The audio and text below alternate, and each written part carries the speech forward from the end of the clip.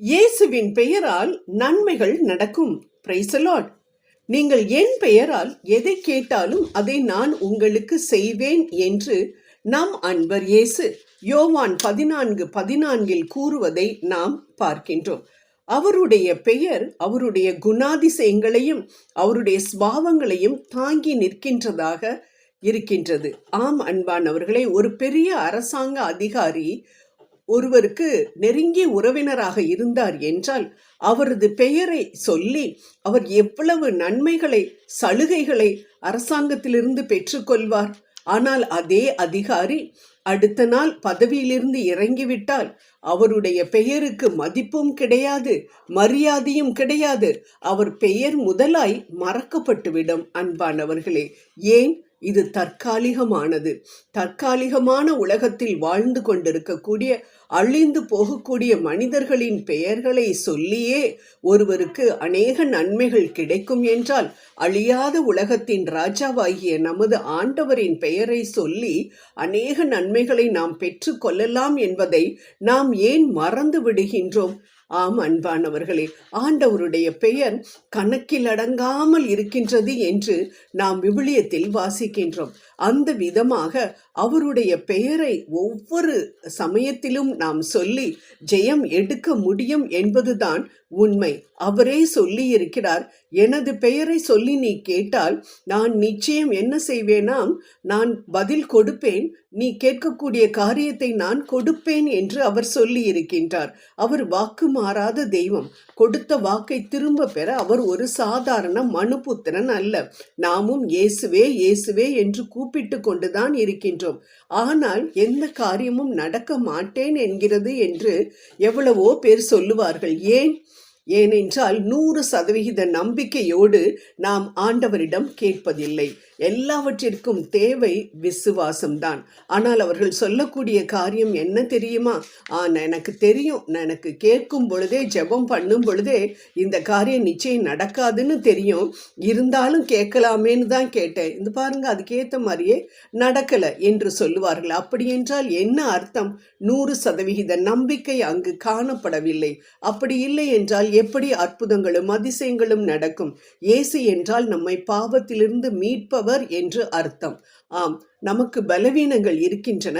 பாவத்திலிருந்து என்னால் விடுதலை பெற முடியவில்லை என்று சொல்லக்கூடிய மீனரா நீங்கள் உடனே இப்படிப்பட்ட ஜெபத்தை செய்து பாருங்களேன். அப்பா, உங்களுடைய பெயர் இயேசு. இயேசு என்றால் மீட்பர் என்று அர்த்தம்.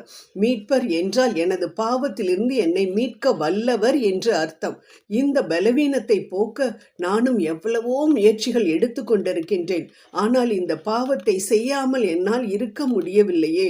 தயவு செய்து என்னை இந்த பாவத்திலிருந்து காப்பாற்ற மாட்டீரா இயேசுவே, இயேசுவே என்று நீங்கள் கூப்பிட்டால் நிச்சயம் ஆண்டவர் வாக்கு மாறாத தெய்வம், நிச்சயம் அவர் சொன்ன சொல்லை காப்பாற்றக்கூடிய தெய்வம், அவர் நிச்சயம் உங்களுக்கு பாவத்திலிருந்து விடுதலையை கொடுப்பார். அன்பானவர்களே, அநேக முறை நாம் சொல்லுகின்றோம், இந்த காரியம் மட்டும் நடந்துச்சுன்னா இது ஒரு அதிசயம்தான். என்ன எக்ஸாமில் ஃபெயில் ஆகிக்கிட்டே இருக்கக்கூடிய என் மகன் பாஸ் ஆனால் அது ஒரு பெரிய அதிசயம். ரெக்கமெண்டேஷன் அதிகமாக இருக்கக்கூடிய இந்த வேலையில் ரெக்கமெண்டேஷனே இல்லாமல் எனக்கு வேலை கிடைக்கணும்னா அது ஒரு பெரிய அதிசயம்தான்.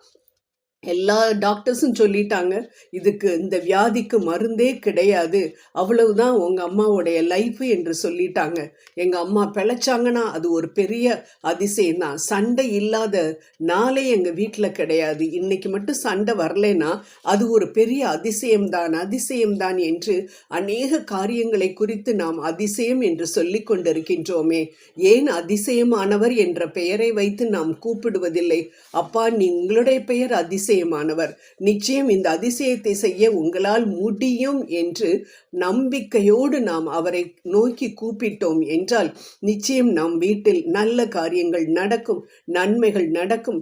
பாவத்திலிருந்து வெகு எளிதாக நம்மால் வெளியில் வர முடியும். அன்பானவர்களே, ஆமாம், நிறைய பேர் சொல்லுவாங்க, ஆமாம் இதெல்லாம் கேட்கறதுக்கு தான் ரொம்ப நல்லா இருக்கு, எங்கே நடக்குது, நம்மெல்லாம் மனுஷங்க தாங்க, எப்படிங்க நம்மளால முடியும், இதெல்லாம் நடக்காதுங்க என்று சொல்லக்கூடிய மனிதர்கள் தான் அநேகம். ஆனால் அன்பானவர்களே, யோசுவா வானத்தில் சூரியனை பகல் முழுவதும் தரித்து நிற்க செய்தான். அவர் ஒரு மனிதர் தானே. எலியா வானிலிருந்து அக்கினியை இறங்க வைத்தார், அவர் ஒரு மனிதர் தானே. வெள்ளியும் பொன்னும் என்னிடம் இல்லை, ஆனால் என்னிடம் இருப்பதை நான் உனக்கு தருகிறேன். நசரேயனாகிய இயேசு கிறிஸ்துனுடைய நாமத்தினால் எழுந்து நட என்று சொல்லி முடவனை நடக்க வைத்த புனித பேதுரு, அவரும் ஒரு மனிதர் தானே.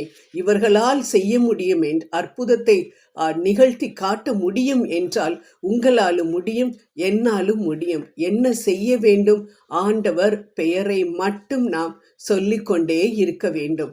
மிகவும் சிம்பிளாக, எதற்கு எடுத்தாலும் சின்ன சின்ன விஷயமாக இருந்தாலும் இயேசுவே இயேசுவே, இயேசு என்றால் பிசாசுகள் எல்லாம் நடுங்கக்கூடிய நாமம் இயேசுவினுடைய நாமம்.